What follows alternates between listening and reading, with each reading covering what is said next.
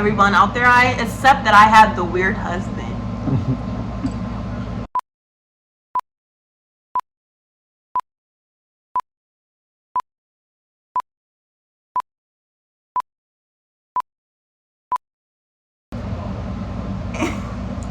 And we will, the first episode, we're going to be talking about, just in lieu of our 6-year anniversary, talking about relationships, marriage, the dynamic of male and female, and what that has looked like for us within the last 6 years, and where we hope to see it go in the next 6 years. Introduce yourself? I did? Okay. I am my perfect cousin. You suffer a lot, not perfect. You're grown. Okay. So 6 years. So as a man, the games begin. So as a man, right? 6 years. How's that feel? How does it make you feel? When statistically, I think it's the most common divorce for our culture. Our marriages usually are 5 years or less. This is usually fifth year is usually the year that you get divorced. So kind of baby, this is me past 1 year of that. But yeah, 6 years. How does that make you feel?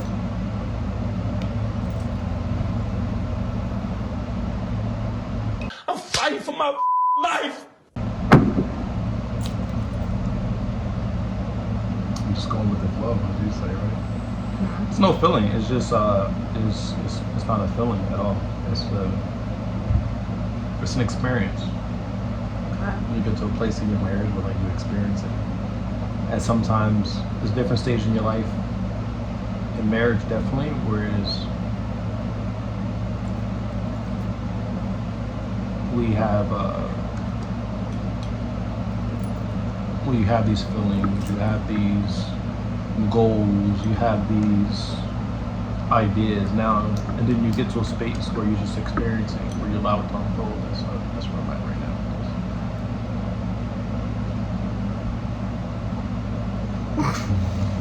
Okay, so allowing it to unfold. What do you mean by that? Like, what do you mean by allowing what to unfold? Just us, right? The purpose of marriage is to become one. There's a lot that you have to let go. Like what?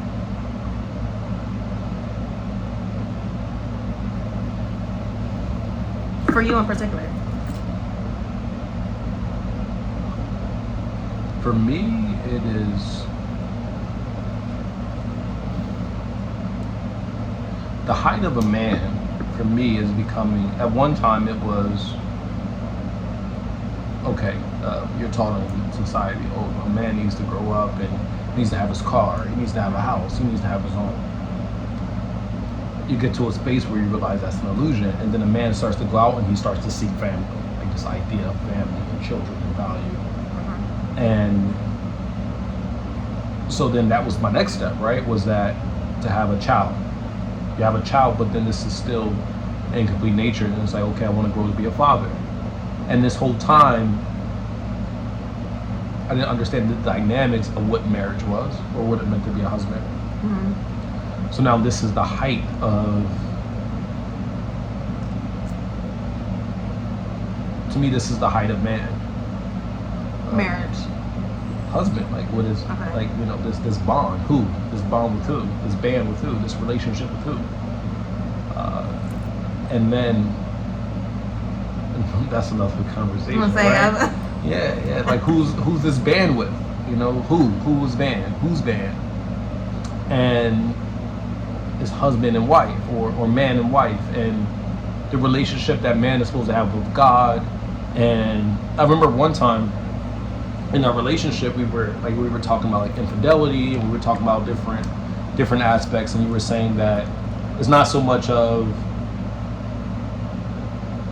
your love for me or why you do certain things, but it was because of your own morals, mm-hmm. and because of your own ideas and your own concepts and your own formulation of what you desire to be as a woman. So do you think that infidelity, or not even just infidelity, or like, do you think that plays a part in morals? Because we live in a society, I feel like, where everyone has so many morals, right? Like everyone on the outside seems to have a certain religion, which comes with morals. Or, you know, just everyone has some type of morals. We got it. People got loyalty tatted on them. So it's like it comes. Do you think that that has to do with morals? Do you think that infidelity, loyalty, or anything else? I think that where people place marriage as like the end all be all, is they put so much emphasis on infidelity. Or like that's not the only thing that marriage goes through. Even myself, like before I was married, I was like, okay, like as long as this don't happen, I'm good. Or like, when in reality, it gets so much more than that. But before I go down too deep, do you think that has to do with morals? So first, what I was saying was that I didn't even understand. So morals, so the way that you define morals, the way you define virtues and all these other different things, it's like infidelity is a result, or anything, right, of, so if your moral is honesty, right, this is to be honest, to be truthful, this is a virtue. When you're not carrying that virtue, a lot of things that come out of that, no matter what it is, right? Dishonesty about finances, dishonesty about your whip, dishonesty about all these other things that marriages go through, is because that person is lacking the virtue of honesty. So I think that all those things are yeah. So just to say that again, all those things are a result of the lack of virtue and morality. And this is it. So the height of back to where we were at, the height of where this relationship has gone, is that for me to understand that, like, wow, that the ultimate role or station of a man in this world, for me, is to be a husband. Okay. To have a relationship with God, to have a relationship and have a balance in leadership over the woman that you've decided to be with, and your children and your community. And then this is the ultimate band that you have in the relationship that you have with God. So it's the controlling and the operation and the symbiotic relationships that you have, and the community that this man is supposed to have, and this is marriage. And I don't think that a man can have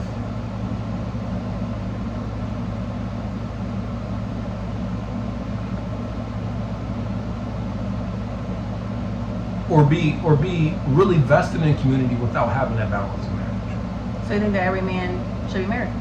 I think that every man that is seeking to be a leader, it shows a lot in his home life. So, okay. Wait, hold on. Now we're back. So you said that. Did you want me to put that backdrop here? No, we're good. No, we're good with the green? Yeah. The green screen? It's the first episode, so you gotta grow with us. Okay, so we talked about a certain like height of a husband, blah blah blah. So, Can we start over, or are we just gonna keep rolling? no, we keep rolling. I'm just saying, like, where do you want to take it? Like, I was going to take you into the conversation of like this new like conversation I heard about. You know what I'm about to say? No, I'm listening. Okay, about like leaders, different leaders in society. People would say these men have been leaders, but when you check like their home life, like Martin Luther King, for example, this is like the conversation that I've seen. It's pretty like, it's a conversation right now. Like, okay, this person, we have a day off for him, many streets named after him. He's done so much for civil rights movement. But when you check like his home life, there's accusations, there's different questioning things when it comes to like his family. Some will debunk everything he's done. Like, okay, forget who he is. Some will say like it doesn't make a difference. What do you think about that? So interesting that because a lot of times I realize like as women, like I was a time where I felt for me as a woman, like, debunk everything he's done. It was all a lie. Guys, it was all a lie. Because you can't be honest to your wife, and for so long that it's like now it's coming out, and you know you can do all this, like everything you did was a waste. But I guess as a man perspective, like what do you think about that?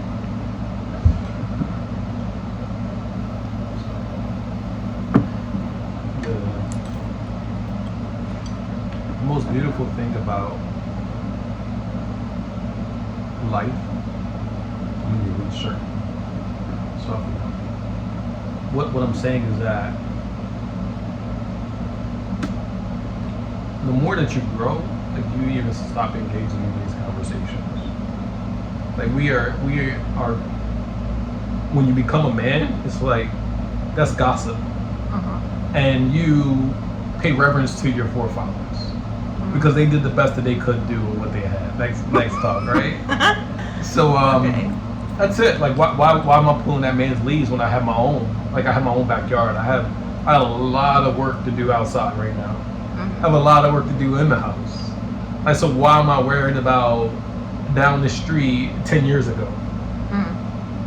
And I think that this is very easy to get caught up in, and then it's very trendy and it's something to talk about, but like thank the Most High for these people that come to raise the state of consciousness in any way, shape, or form. No matter how small we think it is or how large it is, or what even our ideal is, the goal for you is to take in a relay, it's like, okay, well, what position you play on the relay? Like, are you the last leg? Yeah, I'm the anchor. Are you the fastest? I'm the anchor. So if you're the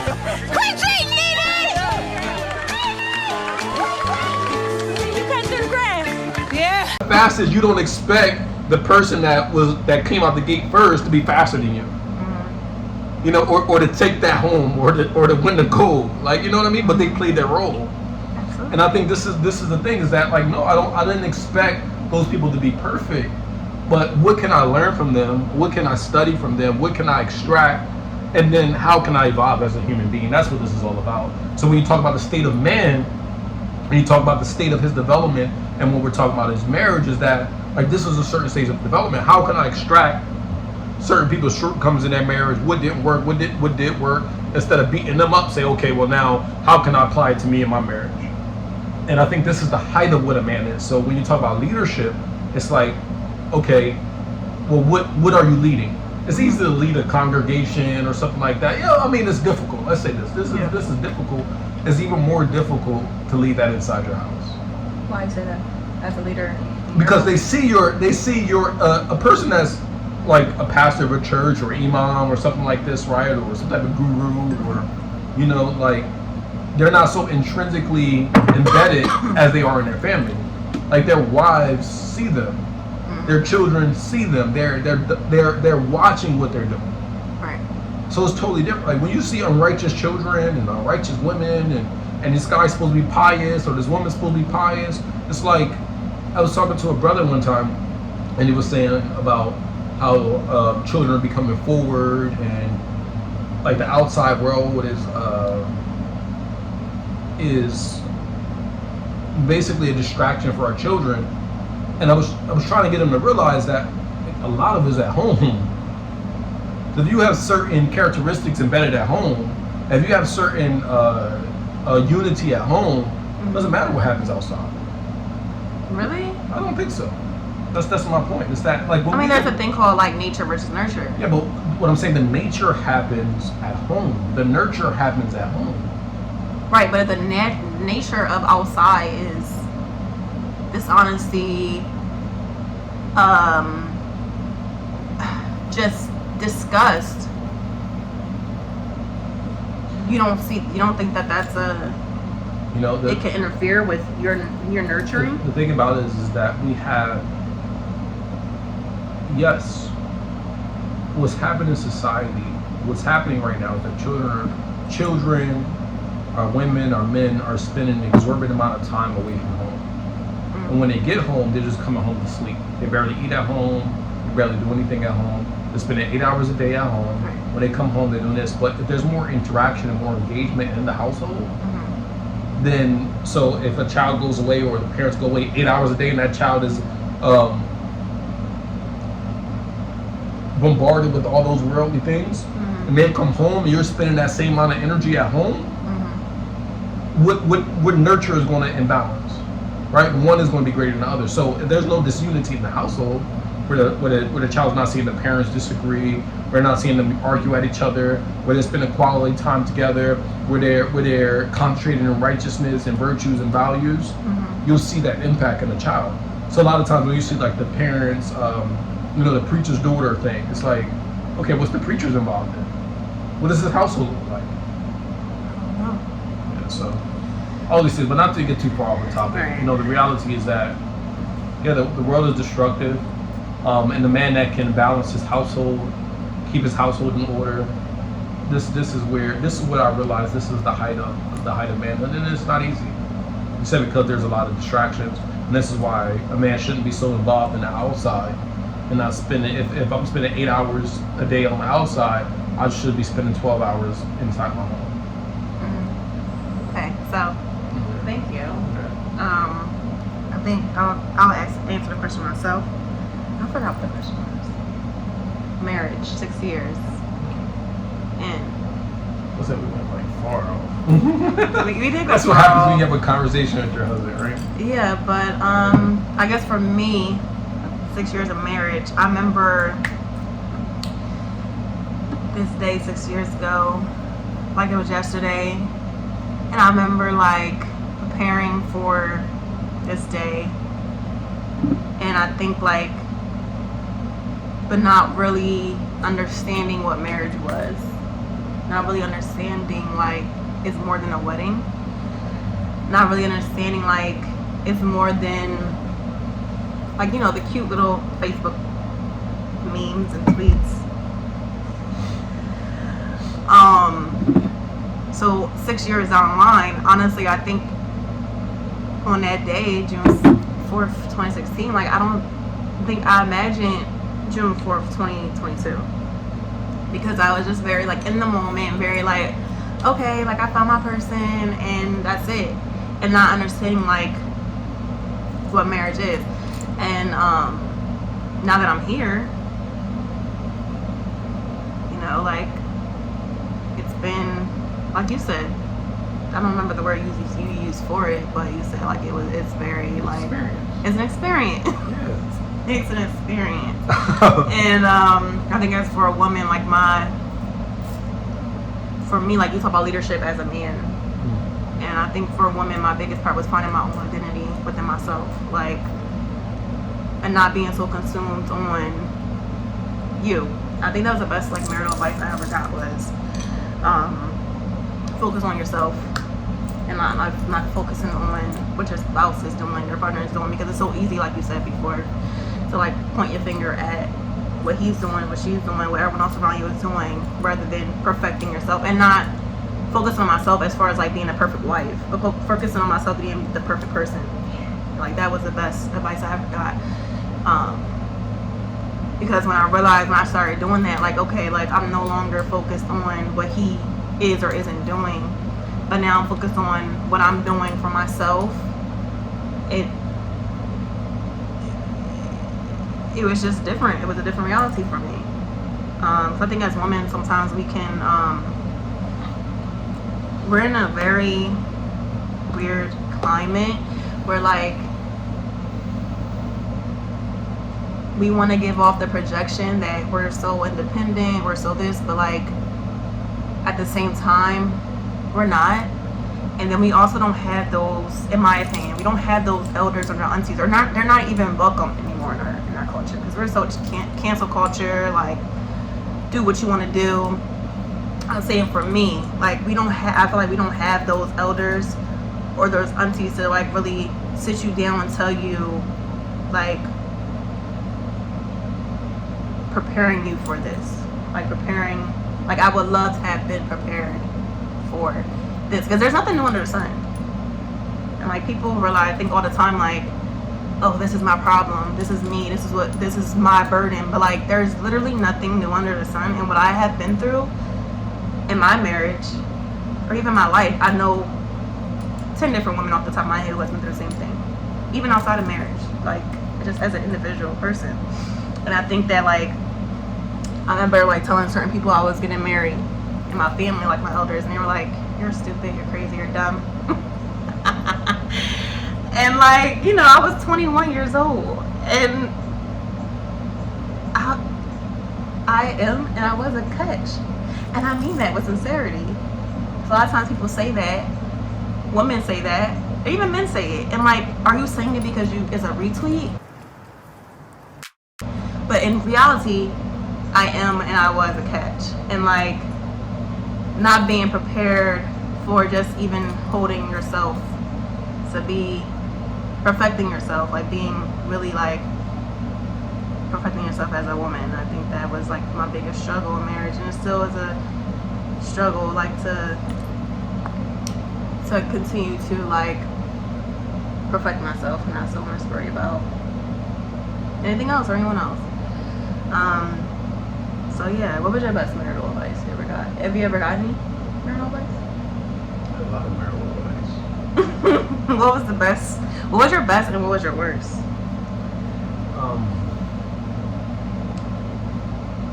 Start with your worst. I always start when people say bad news or good news. I always say, give me the bad news.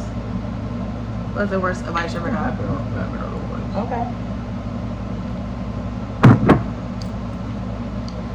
When I go back, think about your best. My worst marital advice I ever got was, I got a lot of bad marital advice. Yeah. Yes. I only got good marital advice. I had a lot of bad marital advice.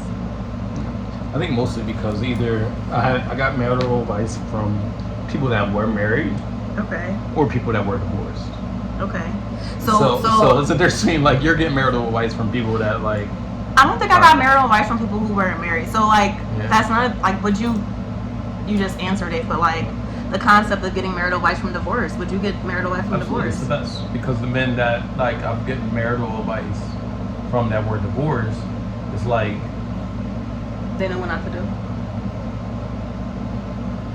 when you can see aspects of, so there's certain elements where a man reaches a state that he can be blameworthy. Okay.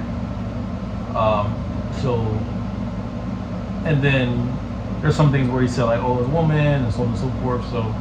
So yeah. So overall, the best marital advice that I have that I'm still growing into is that like the woman controls the emotional arena. Like she's the goddess of emotions. Yeah. And when you understand that that's her strength, it's her emotions. And also her weakness. There you go. Yeah. So, and she can manipulate you and she can control you through her emotions. Because she's the goddess of that realm. She's not as strong as you. She's not as, and this is not a shot at the feminist movement, or even if it is, right? It's like, take the strongest woman, take the strongest man, put him in the room, right? Okay. Like this is scientific, right? She wasn't built to be strong. She wasn't built to be stern. She wasn't built to be that. She was built to carry a child and all those other beautiful things that women do. Nurturing and Absolutely. And that's strengthening. That's the It's concept. That's strengthening. I mean, come on. Anytime when you can allow another being to occupy your body without destroying it, that's something totally different, right? So, but anyway, the point what I'm making is that she's the goddess of the emotional arena. She's the goddess of the emotional realm, and this is where her strength is. And you cannot beat her here. Men are supposed to be of limited words, small words, but the words are supposed to have power.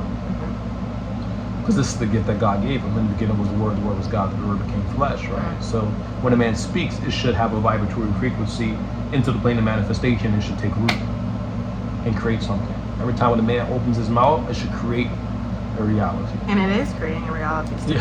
Yeah, absolutely. Either So, way, one way or another. So anyway,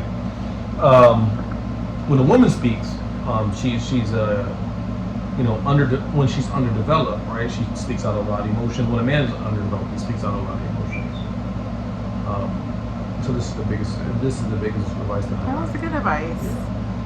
Shout out to whoever gave you that advice. Yeah, shout out to Brother Jew, right? Oh, wow. Okay, Yeah, Brother that Jew. was good. That was definitely inspiring.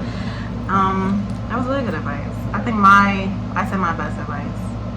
So, if you could give any advice to someone who is thinking about marriage or married, well, no, I'll say that. No, I'm not gonna say that. What would you say? I mean, I have so much stuff now. Like, all depends on where you're at. Like, one thing that I had to realize is that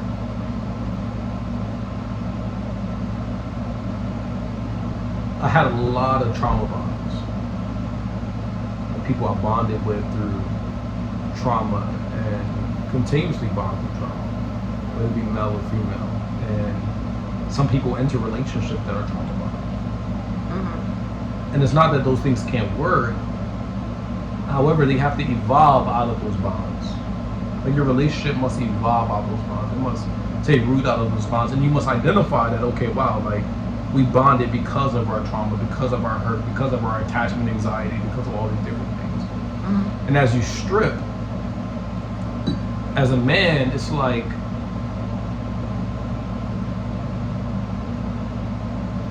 is work on yourself in so much ways. Mm-hmm. Because we can easily see it's very easy to see the nature of your woman and what she's doing, what she's not doing. And as a man, as a true man, we must know that she's just a reflection of your own consciousness. She's just a reflection of your own poison and your own guilt and your own hurt, and also your good. So the more good that she has, the more good that you have. The more darkness that you have, the more darkness that she has. So the more that a man strengthens and works on himself and becomes a human being, that's what his woman will be. I can agree with that because, like, I look at different phases of my life. Like, I'm a Gemini rising, so like Geminis have so many different phases as far as like creativity and things like that. And like, I feel like my rising really carries me, especially my Leo fire. Like, it's just, you know. But I think about different phases in my life, and I think about like you said, it's easy to point out saying that it's also the opposite. Like, as a woman, the most superiority man would be. Do you agree with that concept? As a woman, The same thing you just said. No, absolutely. Okay. It's a reflection. Yeah, so I would say like the times where like there is difference, being reflective on myself. Like, times where I look at myself like, I didn't like that phase of me. It's like, I didn't like you. Like, that phase of you the most either. Like, the things that I would like the lowest I feel like I have been. I look like it was times where it was like I couldn't stand you. It was like I really couldn't stand myself. Yeah, being reflective. So what do you do in those moments where, like, have you ever had a time where you couldn't stand me? No, I'm perfect. It's so interesting that you said that, because you just, like, I'm big on nature, right? Mm-hmm. And when you think about the moon, you think about the sun. Like, the man comes out in the daytime, and because there's light all around, right? Because the rays or the sun, it's light everywhere, right? So everything is reflecting the sun's light. So it's daytime. But in the nighttime, the darkness is all around. So when you think about the woman as the moon, and that's reflecting the sun's light, it's like you can really see the darkness of a man through his woman. Yeah. Because the moon is literally in night. Does this make sense? Makes sense. So when you look at the darkness of our nation, you know, there's a lot of scholars. You know, even in Islam, they say a nation can only rise as high as its woman. And like, when you see the darkness and the hate and the disparity of our nation, it's like, what are we doing to our women? What state are our women in? And that's it. Like, the man can come out. Like he comes out in the day. He doesn't come out at night. You know, he doesn't have to take on the darkness that the woman does. She has to take on so much.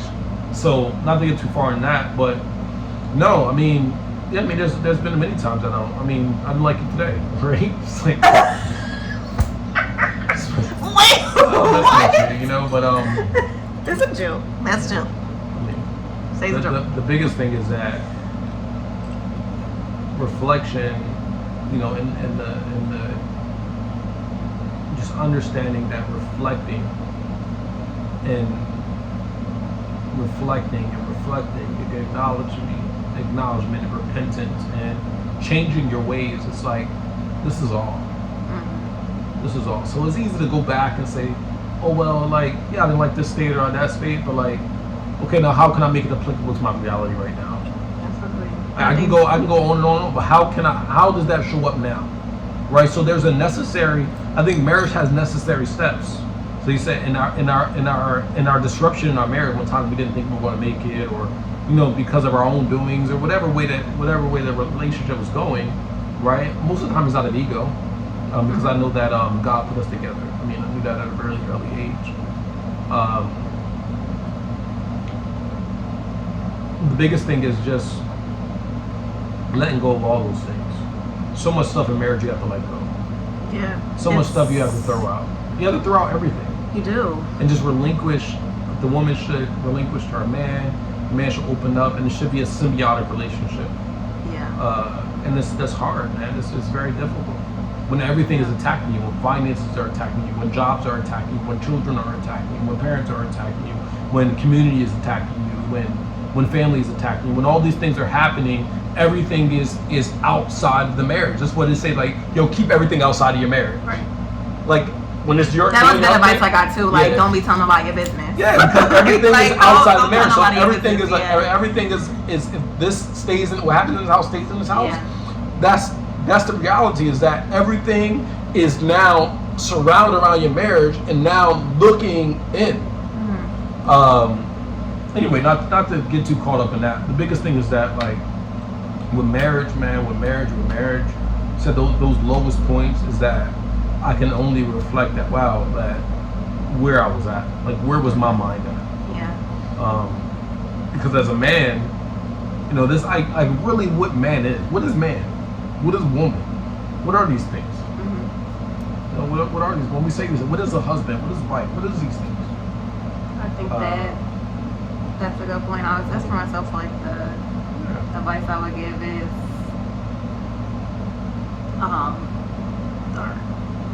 the best advice I would give. Okay, the best advice I would give to someone who isn't married is married and going through a hard time is I guess it's another conversation too. Like, you know, you have those girlfriends or those guys that you know not to call when you're going through marital stuff. You don't have those people. Well, okay, you per se, but I'm sure you could find someone who you're like, I'm not calling this person if I have a marital problem. Oh, well. No one? No. Conzo. I don't have nobody I couldn't call. I could not ask for marital advice. Okay. All right. Well, I know there's some people. I have some girlfriends or family members or whatever that I know I'm not going to call and be like, yo, I need advice. I'm not going to tell you everything, but regardless of the situation, they might be like, leave that person. Leave him. Like, he's this, he's that, or... Think so? I don't think it has anything to do with personally. I think it has to do with them as a person. Everyone's not there. Yeah. So even if I do, even if I don't, but there's people who, like, I think everyone knows this is my friend to call when I'm going through something and I need serious advice and not just emotional advice. Yeah, I'm not going to act as... I'm not going to call... Yeah, I got like, you. yeah, you know what I mean? Like, I'm not going to call this person for marital advice because I know that this person's in this mindset, that have this certain type of mindset, and they're, like, not going to advocate for the family. They don't understand what marriage is. They don't Okay, understand exactly. the So not dynamic to say that of it's- being a human being. Yeah, Like, it's so like, not that's to what say they're that it's talking wrong about, or right, because Yeah. I just know that that's not the person I want to call. Yeah. So when I say that, I mean, like, I'm not the friend that people call and say, unless it's, like, serious, you know what I mean? Like, I'm always going to advocate for family. I'm always going to advocate for that, not regardless of the situation. That's not true, but most likely, if it's not traumatic or if it's not abusive or anything, like, I'm going to advise for, you know, you work on your family. So I'm that girlfriend, and I think that that's my marital advice would be when people do call me and talk about that. I would say, like, if you know your spouse, you know the person that you lay next to, and if you don't, that's the first issue. But you know the person that you spend this time with, you know the person that you wake up next to every day, and you spend these quality times with, the person that you chose to build a family with and build a legacy with. And if you know that person is not embedded in evolving as a person, if that person is stuck where they're at, my advice would be focus on yourself. As you elevate it, they will elevate it. And if they don't focus on, that's when it's time to pull out. Yeah. Do you think it's ever time to pull out? I think just things like patience. It's so interesting that you say these things because I think there's a lot of men and a lot of women out there that just wish they stayed around just a little longer. Yeah. I think there's a lot of people. It's like you find this guy and like you just wasn't patient. Patience is truly a virtue. And that idea and that concept of working on yourself, either naturally I don't think you ever have to pull out. I think that there's a certain time where you'll develop your state of consciousness that person will either separate themselves from the situation or they'll evolve. Meaning that you don't have to pull out because they'll pull out for you. Yeah, if take it that you're with a person. So we're talking about either A, you're considering marrying this person, that person's considering marrying you. Mm-hmm. That means that A, that both of y'all are at similar states of consciousness. Okay. Now, as you develop, you see that person not developing, but you consider yourself marrying that person. You decide to marry that person. You're developing, that person's not developing. You still need to continue to develop. You made that decision. Yes. That's all. And the more patient, you have to understand that people, like I've had moments that were like, I just woke up one day. These were certain realities that had to click on in my brain that was just a light bulb. Mm-hmm. Certain people, they might not get that light bulb till later. So now you have women and men that are 45 years old that are still in relationships. Like still having constant relationships, still having, like in their 50s. Still looking to be married. Now that man, right, that they should have just been patient with or could have been patient with is married with children and they're living a happy life. See, or woman is married with children living a happy life. As for me, I understand the concept of patience. I was an advocate of like, there's a saying that there's not a lack of bad men, there's just a lack of patient women. That's it. Yes, I understand that. But I feel as though everyone's not going to make it there. Everyone's not going to reach this level. Everyone's not going to have that wake up experience. That's scientific, whether that's your DNA, that's like lifestyle, whether that's what you've seen and you've been around and you succumb yourself to. Everyone's not going to reach that level of development, and that's okay. I disagree.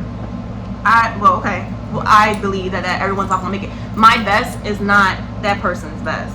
And I think that when you really get to know, I think that's another part of like, and another advice I would give to women who aren't married is like date. Like our women, even, I don't know about our men, because I'm not a man, but I would say as for myself, like,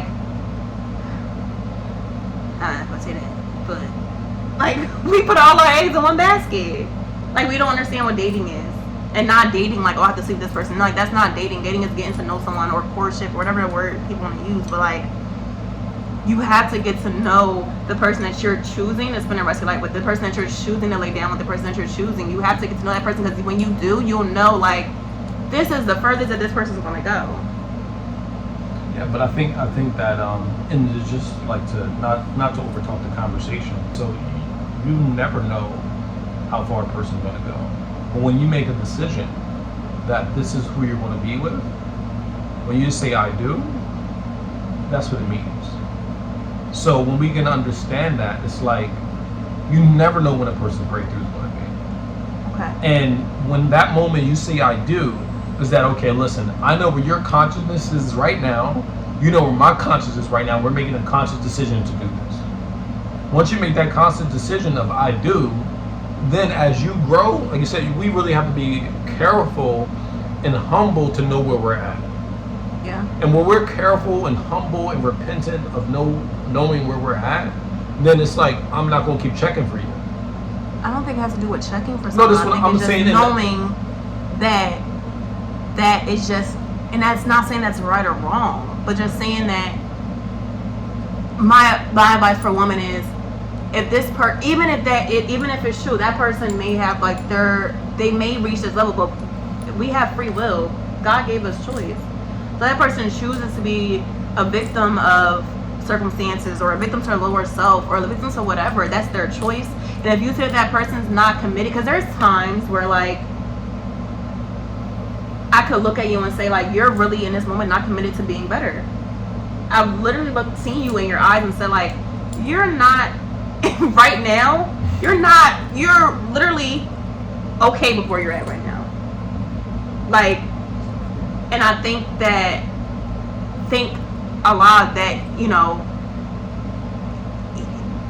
he can change the course at any moment in time, and that you submitted your will. However, there's times I would say in my relationship where I can say like, you were dead set on being this person that I didn't like, and you were in that, and because I didn't like that, or because I was not inclusive to what I wanted for my family, like, that's my choice to dip out. And, you know, patience looks differently. Was I being the most patient? Probably not. But, like, there's a lot of people, male and female, who, like, are literally set in being where they are in life. And for whatever reason, whether it be, like, instant gratification, whether it be, like, enjoyment. But some people are just literally set. And I would say for women, like, if you find yourself with a man, a woman, whatever, and you want more from that person, and you see like they're set on that, I would say it's time to focus on yourself. That's my opinion. And I would say like I think that if everything is meant to be, it will be. So I'm not like cheers of 6 years. Yeah, you know, like, that's a blessing. I think it's a lot of people who didn't think we'd make it 6 months. Gotcha, nigga! Who cares? Who is who? Who cares? Exactly. And that's all that cares. But, yeah, you know. And also, those red flags, ladies and gentlemen, you gotta be mindful of those red flags that we just don't like look over. But I think God definitely protects his children. And yeah, so that's a good note. What's your favorite thing about me? Oh man, I've been talking for 46 minutes. What's your that's what I want to end. Your favorite thing about me? She's an icon, she's a legend, and she is the moment. Now come on now. Your growth. I don't think you stop. And also,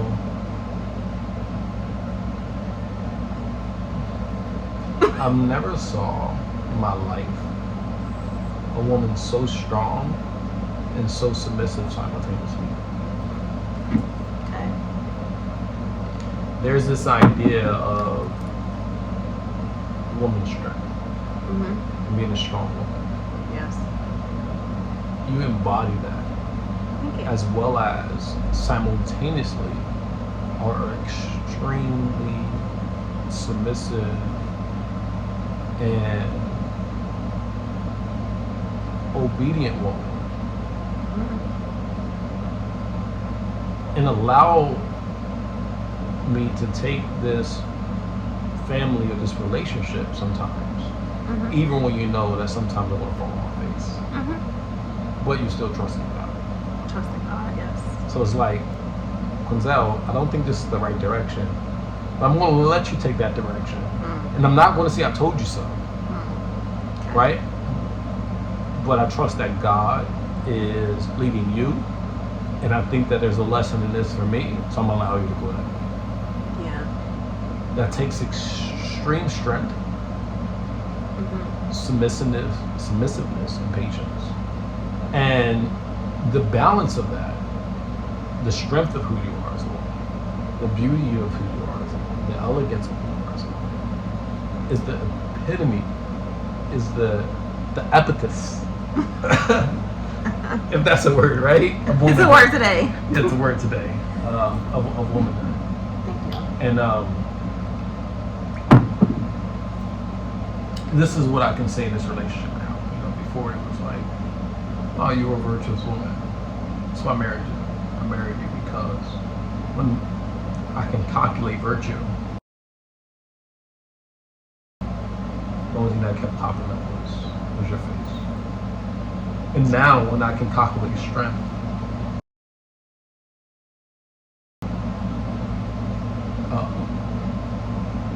and you're learning the grace part. I am learning the grace part, and that's also the marriage taught me. Like, you're learning the grace part. But submissiveness, yeah, you're I'm learning grace, and I'm learning You always have. this whole soft life thing. Yeah. I'm happy for the movement because sometimes it takes stuff like that to really check yourself. Like, you're too hard, Sade, and not in a good way, and not in a strong way that you're saying. It's like this whole thing that we embody. But thank you for that. My favorite thing about you, and we'll end off after this, is you're yourself. Like, I love that you are like purely yourself, and no one I know will feel comfortable sitting in Wawa on the floor, zickering, praying, and not care. Like, that's, I just love that about you. I love that you're yourself. Weird. It's not weird though, 'cause that's what we should be doing. It's not weird. It's not weird at all. It's you. And if it's weird, okay, I do have the weird husband. That's okay. I accept that. Everyone out there, I accept that I have the weird husband. Who gonna check me, boo? But I love that you are yourself, and you have always been yourself in every phase of your life, from the tuxedos, walking down Camden, the sweet prince of the ghetto, to like your growth as a person. You know, like, you've always remained yourself. You've always been yourself, and I think that is definitely my favorite thing about you. And also, you're just a great father, and like, that gets overlooked a lot. Not even overlooked, it gets exploited in our community. I feel like we talk so highly of our father, but also so low. But like, to see you in real time, and not doing it for Instagram, not doing it for Facebook, but like, you are a great father to my daughter, to my son, to your son, and like, you're just a great father. You're patient, and every quality that I lack, I see in you. Because parenting isn't easy at all. Marriage isn't easy at all, but like, to see. It can be. Okay. On that note, no. Everything could be easy. Everything could be easy. We make our own trials and tribulations. But yeah, that's my favorite thing about you, is that you're a great father, and you're just yourself. You're uniquely yourself. And like, yeah, that's it. So thanks guys for listening to this. Goodbye.